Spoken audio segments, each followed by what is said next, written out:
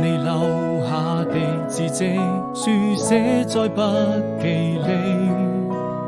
高中幾年的經歷，都寫滿了回憶。鈴聲又響起，時光總是讓我記得你。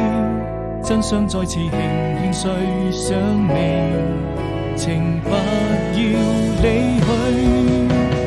那一年夏天，外面下起了雨，我們肩並肩看着未見天空多美麗。此刻彷彿有想起，還能夠再一次陪着你，在我的日記裏，這未來多麼甜蜜。